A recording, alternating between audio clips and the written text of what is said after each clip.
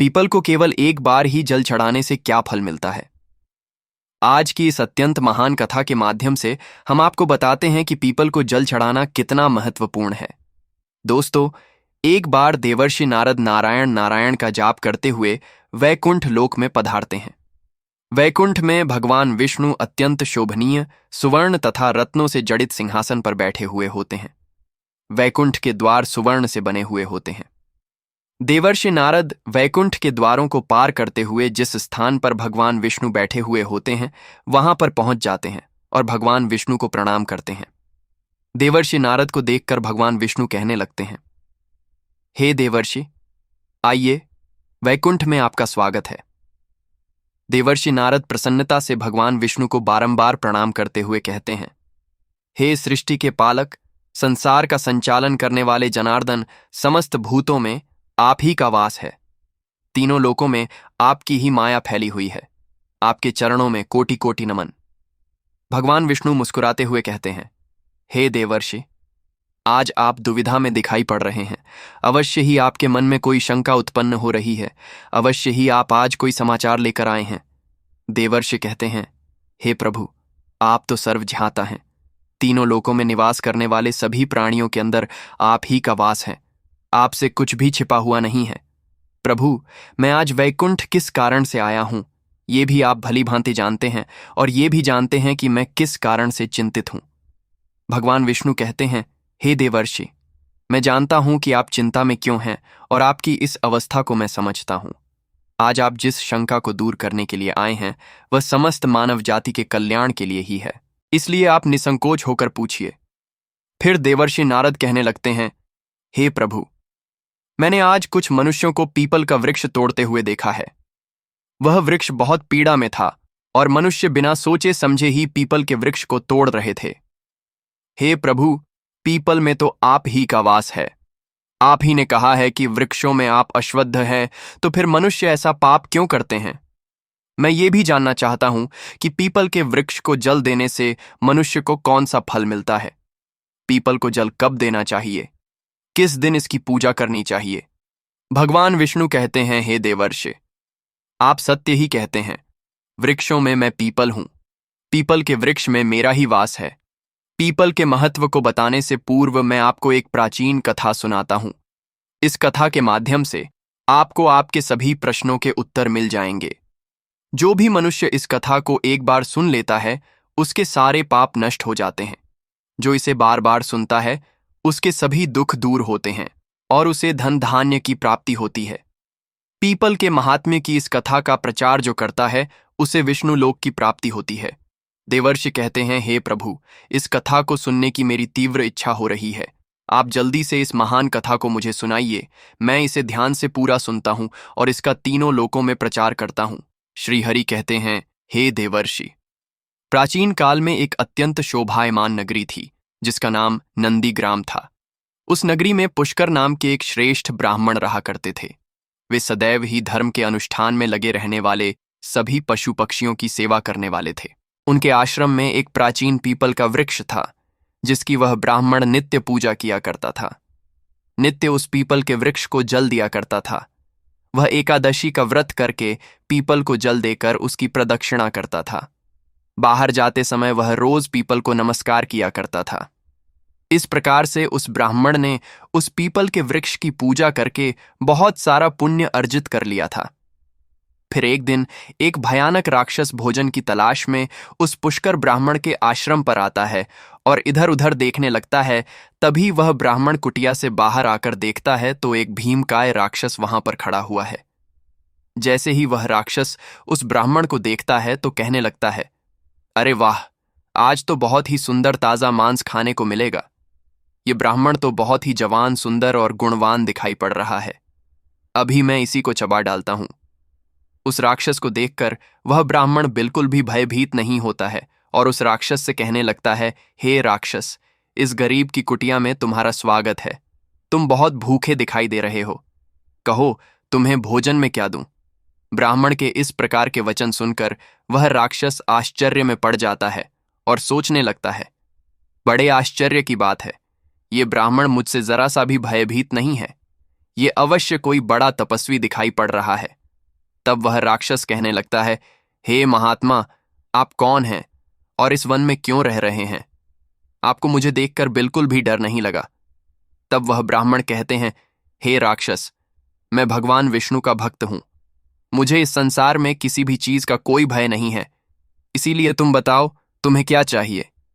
तुम्हारी जो भी इच्छा हो वह पूरी की जाएगी। आओ इस वृक्ष के नीचे आसन ग्रहण करो। तब वह राक्षस जैसे ही उस वृक्ष के नीचे चला जाता है तो उसका शरीर जलने लगता है और तुरंत ही उसकी मृत्यु हो जाती है और एक दिव्य मनुष्य उस राक्षस के शरीर से बाहर निकल आता है। उस मनुष्य को राक्षस की योनि से मुक्ति मिलती है। वह मनुष्य बड़ा ही प्रसन्न हो जाता है और उस ब्राह्मण से कहने लगता है, हे ब्राह्मण देवता, यह कैसा चमत्कार है? ये कौन सा वृक्ष है जिसके नीचे ठहरते ही मुझे मुक्ति मिल गई है? तब वह ब्राह्मण कहता है, हे महात्मा, ये पीपल का वृक्ष है। यह साक्षात भगवान विष्णु का ही रूप है। ये सभी पापों का नाश करने वाला है। इस वृक्ष के सानिध्य में आने से तुम्हारे सभी पाप नष्ट हो गए हैं। फिर वह दिव्य मनुष्य स्वर्ग की ओर जाने लगता है। फिर एक दिन यमराज अपने दूतों को बुलाते हैं और कहते हैं, दूतों, तुम जाओ और नंदीग्राम में निवास करने वाले पुष्कर नाम के ब्राह्मण को पकड़कर यहां पर लेकर आओ।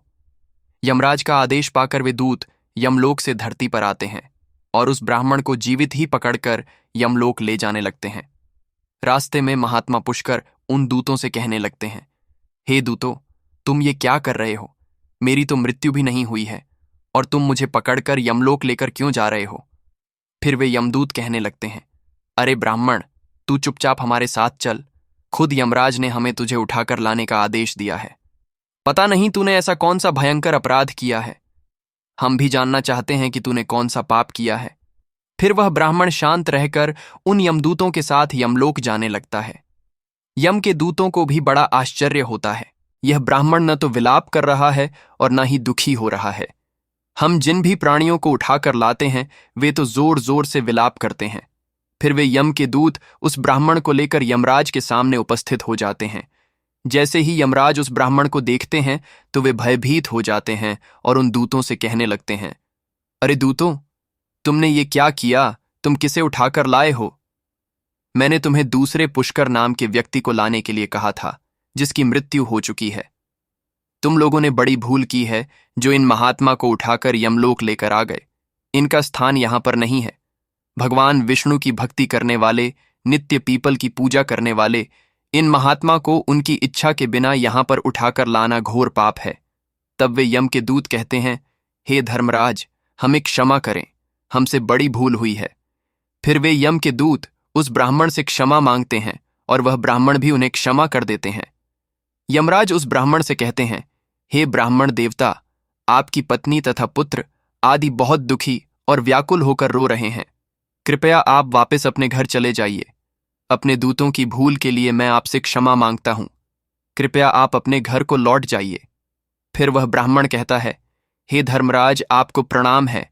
इन दूतों से जो भूल हुई है उसके लिए तो मैं उनका आभारी हूं।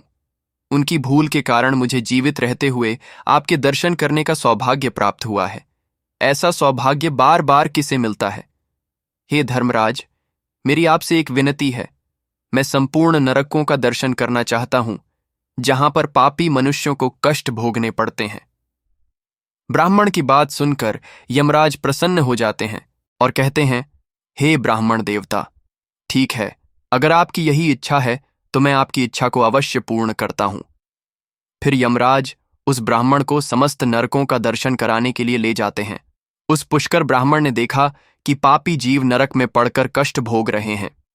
कोई शूली पर चढ़े हैं, कुछ प्राणियों को हिंसक पशु खा रहे हैं, कोई तपी हुई बालू पर चल रहे हैं और विलाप कर रहे हैं। कुछ पापियों को कीड़े खा रहे हैं तो कुछ पापियों को उबलते हुए तेल के घड़े में पकाया जा रहा है।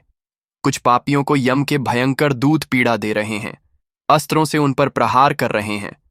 कुछ पापी जमाने वाले अत्यंत शीत नरक में पीड़ा सहन कर रहे हैं तो कुछ जलती हुई भयंकर अग्नि में गिरकर जोर जोर से विलाप कर रहे हैं। उन आत्माओं को दुख और यातनाएं भोगते हुए देखकर उस पुष्कर ब्राह्मण को बड़ा दुख हुआ। वे उन कष्ट भोग रहे प्राणियों को कहने लगे, क्या आप लोगों ने पृथ्वी पर रहकर कोई भी पुण्य का काम नहीं किया, जिससे आप सभी को यहाँ नरक में आकर कष्ट भोगने पड़ रहे हैं। नरक में सजा भोग रहे उन प्राणियों ने कहा, हे विप्रवर, हम पापियों ने पृथ्वी पर कोई पुण्य नहीं किया था, इसी कारण से नरक में गिरकर सजा भुगत रहे हैं। हमने पराई स्त्रियों से संबंध बनाए, दूसरों के घर में चोरी की है, निष्पाप पशुओं की हत्या की है, दूसरों पर झूठे आरोप लगाए हैं, अतिथियों का अनादर किया है, व्यभिचार किया है। ऐसे अनेक पापों के कारण हम सभी नरक की अग्नि में दग्ध हो रहे हैं। हमने प्यासी गायों की बावली को तोड़ा है, दान धर्म करने वाले लोगों को लूटा है। हमने कभी व्रत अनुष्ठान नहीं किए, अपनी स्त्रियों का त्याग कर दिया। हमने अपने मित्रों के साथ दगा किया है तथा झूठी गवाही देकर अनेक निष्पाप लोगों को फंसाया है। इन सभी घोर पापों के कारण हम नरक की सजा भुगत रहे हैं। फिर उस ब्राह्मण ने कहा, क्या आप लोगों ने कभी भगवान विष्णु का एक बार भी पूजन नहीं किया? इसी कारण से आप लोगों की ऐसी भयानक दशा हो गई है। जो मनुष्य पृथ्वी लोक पर रहकर भगवान विष्णु का पूजन करता है, उसकी ऐसी दुर्गति कभी नहीं होती है, उन्हें मोक्ष मिल जाता है। आप लोगों ने कभी श्री हरि के चरणों में मस्तक नहीं झुकाया, इसी से आपको नरक की प्राप्ति हुई है। आप लोगों ने कभी पीपल को जल नहीं चढ़ाया, पीपल को जल चढ़ाने से जन्म जन्मों के पाप नष्ट होते हैं। फिर नारकीय जीव कहने लगते हैं, हे ब्राह्मण देवता, हमारा अंतकरण अब अपवित्र है, हम अपने पापों से भयंकर दुख भोग रहे हैं।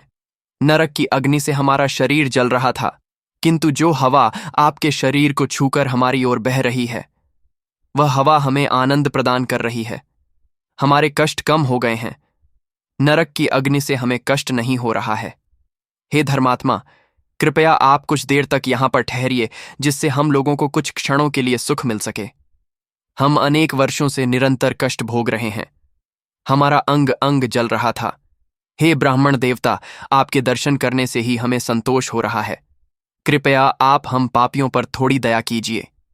फिर यमराज कहते हैं, हे धर्मात्मा, अब आपने नरक देख लिया है, अब आप अपने घर को लौट जाइए। आपकी पत्नी शोक में डूबकर रो रही है। वह ब्राह्मण बोलता है, हे धर्मराज, इन प्राणियों को दुख में देखकर मैं कैसे चला जाऊं? इनकी दुख भरी आवाज कानों में पड़ती है तो मुझे बहुत दुख हो रहा है। आपके यमदूतों के द्वारा मार खाकर अग्नि की ज्वालाओं में गिरे हुए इन नारकीय जीवों की यह दयनीय पुकार सुनिए। इन जीवों के मुख से निकली हुई ध्वनि मुझे सुनाई दे रही है, हाय, मुझे बचाओ, मेरी रक्षा करो। मैं समस्त भूतों के विराजित भगवान विष्णु की आराधना करता हो। यदि मैं इन दुखी प्राणियों को दूर लक्ष्य कर दूं तो मेरा जीवन व्यर्थ हो जाएगा। यमराज कहने लगते हैं, हे ब्राह्मण श्रेष्ठ, आपको इन पापियों की चिंता नहीं करनी चाहिए। ये सभी अपने कर्मों का फल भुगत रहे हैं। ईश्वर ने ही इनके लिए इस दंड का प्रावधान किया है ताकि इनकी आत्मा की शुद्धि हो सके। आप इनके लिए कुछ भी नहीं कर सकते। इन्हें नरक की सजा भुगतनी ही पड़ती है। लेकिन फिर भी वह ब्राह्मण नहीं माना और उसने उन नारकीय जीवों को मुक्ति दिलाने के लिए भगवान विष्णु से प्रार्थना करना शुरू कर दिया। वह ब्राह्मण भगवान विष्णु से प्रार्थना करते हुए कहने लगा, हे प्रभु, मैंने सच्चे मन से आपकी आराधना की है, हर क्षण आप ही के नाम का जाप किया है। मैंने अपना संपूर्ण जीवन केवल आपकी भक्ति में ही समर्पित किया है। मैं अपना सारा पुण्य इन पापी आत्माओं को दे देता हूं। आप इन्हें कष्ट से मुक्त कीजिए, इन्हें नरक की यातना से मुक्त कीजिए। हे कृष्ण, हे जगन्नाथ, हे विष्णु, यहां इस नरक में पड़े हुए यातनाओं को भोग रहे जीवों की रक्षा कीजिए। पुष्कर ब्राह्मण के द्वारा इतना कहते ही उस नरक के जीवों को तुरंत कष्ट से मुक्ति मिल गई और सभी नरक को छोड़कर स्वर्ग में जाने लगे। सभी नरक के जीव कहने लगे, हे ब्राह्मण, आपकी सदा जय हो, आपकी कृपा से हम पापियों को मुक्ति मिली है। इस प्रकार से गुणगान करते हुए वे सभी नरक के प्राणी स्वर्ग की ओर जाने लगे, किंतु उनमें से कुछ जीव अभी भी उस नरक में ही कष्ट भोगने लगे। उनको मुक्ति नहीं मिली। इस अद्भुत चमत्कार को देखकर यमराज आश्चर्य में पड़ गए। यमराज सोचने लगे, यह तो असंभव है। कौन से पुण्य के प्रभाव से इस ब्राह्मण ने इन नरक के प्राणियों को मुक्ति दिलाई है? फिर उस स्थान पर भगवान विष्णु प्रकट होते हैं। वह ब्राह्मण और यमराज भगवान विष्णु को नमस्कार करते हैं। यमराज भगवान विष्णु से पूछने लगते हैं, हे प्रभु, इस ब्राह्मण ने ऐसा कौन सा पुण्य किया है जो एक ही बार में इसने इतने सारे नरक के प्राणियों को मुक्ति दिलाई है? और किस पाप के कारण ये नरक के जीव अभी भी सजा भुगत रहे हैं। तब भगवान विष्णु कहते हैं, हे धर्मराज, इस ब्राह्मण ने पीपल के वृक्ष को नित्य जल दिया है, उस वृक्ष का पूजन किया है। इसी कारण से यह इतना बड़ा पुण्यात्मा बन गया है कि इसमें नरक के जीवों को मुक्ति दिलाने का सामर्थ्य आ गया है। ये जो अन्य जीव अभी भी नरक में कष्ट भोग रहे हैं, इन मनुष्यों ने अपने पूर्व जन्म में पीपल के वृक्ष तोड़े हैं। इसी कारण से इनकी मुक्ति नहीं हो पाई है। जो मनुष्य पीपल को केवल जल देता है वह कभी नरक में नहीं जाता है। उसके अंदर इतना सामर्थ्य आ जाता है कि वह अन्य पापी जनों के पाप भी नष्ट कर डालता है। उसके सानिध्य में आने वाले घोर पापी भी पाप से मुक्त हो जाते हैं। इतना कहकर भगवान विष्णु उस स्थान से अंतर्ध्यान हो जाते हैं। फिर यमराज उस ब्राह्मण को वरदान देते हुए कहते हैं, हे महात्मा, आप धन्य हो। आप पृथ्वी पर सदा निवास करो। आपको मुझसे कोई भय नहीं होगा। जो भी मनुष्य आपके सानिध्य में रहेगा उसे भी कभी नरक की प्राप्ति नहीं होगी। उनकी कभी अकाल मृत्यु नहीं होगी। इस प्रकार से यमराज ने उस पुष्कर ब्राह्मण को वरदान दिया। इस ब्राह्मण ने यमराज को नमस्कार किया और पृथ्वी पर लौट कर आ गए और पहले की तरह नित्य भगवान विष्णु का पूजन करने लगे और पीपल को जल चढ़ाने लगे। भगवान विष्णु नारद से कहते हैं, हे नारद, इस प्रकार से मैंने तुम्हें पीपल को जल देने का माहात्म्य सुना दिया है। जो भी मनुष्य पुष्कर की इस कथा को सुनता है उसके समस्त पापों का नाश हो जाता है। तो दोस्तों, इस प्रकार से भगवान विष्णु ने पीपल को जल देने का महत्व महर्षि नारद को सुनाया है। आप भी पीपल को जल अवश्य दें। शनिवार को पीपल के नीचे सरसों के तेल का दीपक अपने पितरों के लिए अवश्य जलाएं। प्रत्येक एकादशी के दिन पीपल को जल देकर उसकी प्रदक्षिणा करें। आपके समस्त दुख कष्ट समाप्त होंगे। आपको यह कथा कैसी लगी कमेंट करके जरूर बताएं। जानकारी अच्छी लगी तो वीडियो को लाइक जरूर करें। कमेंट में जय श्री हरि विष्णु अवश्य लिखें। साथ ही चैनल को सब्सक्राइब जरूर करें ताकि ऐसी ही आध्यात्मिक जानकारी वाले वीडियो आपको प्राप्त हो सके। आप सभी का धन्यवाद।